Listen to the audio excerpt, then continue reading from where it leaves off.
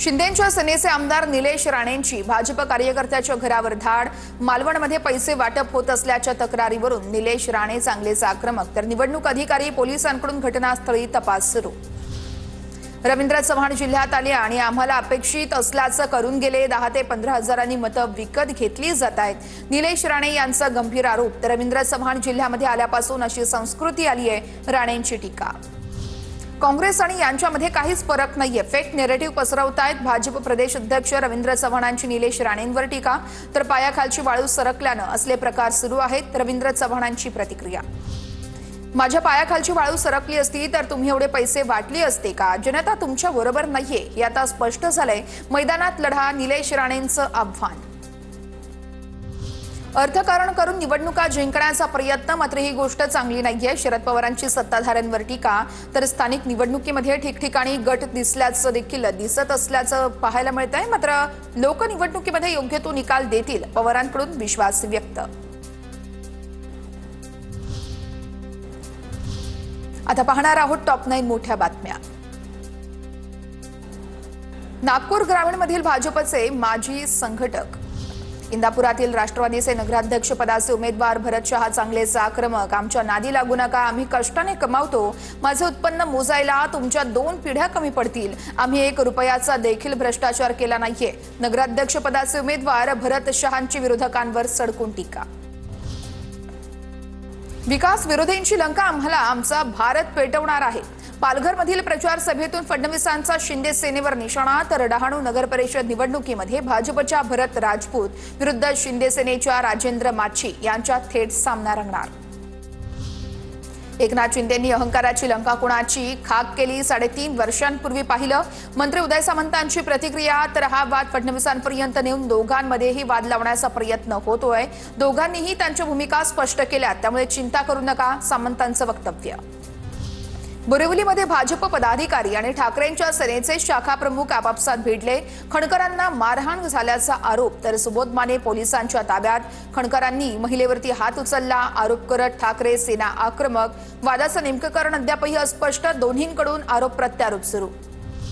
डोंबिवलीमध्ये उन्नत मार्गावरून Bhajap शिवसेनेमध्ये banner war. आगामी निवडणुकांची चाहूल लागताच डोंबिवलीमध्ये राजकीय रण चांगलंच तापल्याचं बघायला मिळतंय।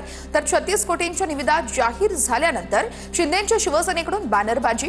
आमचं काम बोलतं अशा आशयाचा बॅनर।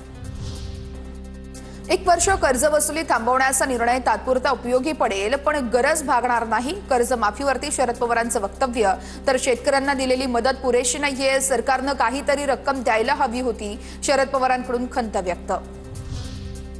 राष्ट्रवादी उमेदवाराच्या पतीने कमळाचं बटन दाबा, विजय करा असं वक्तव्य केलं। उमेदवाराच्या पतीच्या वक्तव्यानं सगळ्यांच्याच भुवया उंचावल्या। प्रफुल्ल पटेल यांच्या सभेत राष्ट्रवादी उमेदवाराच्या पतीचं वक्तव्य।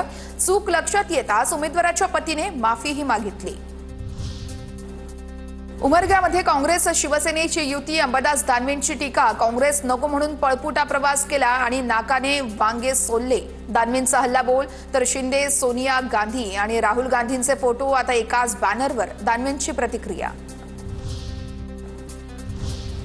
आता बघणार आहोत टॉप 9 महत्त्वाच्या बातम्या। देश स्वतंत्र झाल्यानंतर इंग्रजांनी चाल खेळून देशाचे 2 तुकडे केले, अबू आझमी यांची प्रतिक्रिया। तर गांधीजी मुंबईत आले होते तेव्हा मुसलमानांनी त्यांना पैसे दिले, गांधीजींनी बटवाऱ्याचा कागद फाडला असता तर सन्मान वाढला असता, अबू आझमींचं वक्तव्य। बिहार विजयानंतर भाजपचं पुढचं टार्गेट पश्चिम बंगाल असणार। बंगाल निवडणुकीसाठी सर्वांनी तयार असलं पाहिजे, अमित शहा यांच्या पक्षातील नेत्यांना सूचना।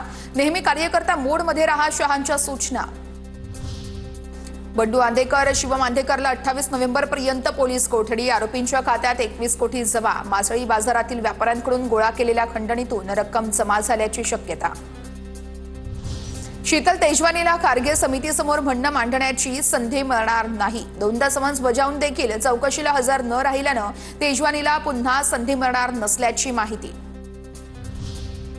पुण्यातील पार्थ पवार जमीन व्यवहार प्रकरण, मुंडवा जमीन गैरव्यवहार प्रकरणातील खारगे समितीचा अहवाल 6 डिसेंबरपूर्वीच येणार। त्यासाठी खारगे यांनी सुचवलेल्या मुद्द्यांवरती माहिती गोळा करण्याचं काम सुरू।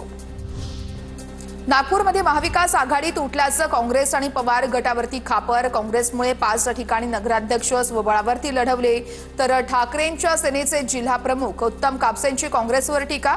या निवडणुकीमध्ये आम्ही काँग्रेसला दाखवून देणार, उत्तम कापसेंचं वक्तव्य. महाडमध्ये राष्ट्रवादीला पुन्हा धक्का. कार्यकर्त्यांचा शिवसेनेत प्रवेश, तर भरत गोगावलेंच्या उपस्थितीमध्ये कार्यकर्त्यांचा पक्षप्रवेश संपन्न.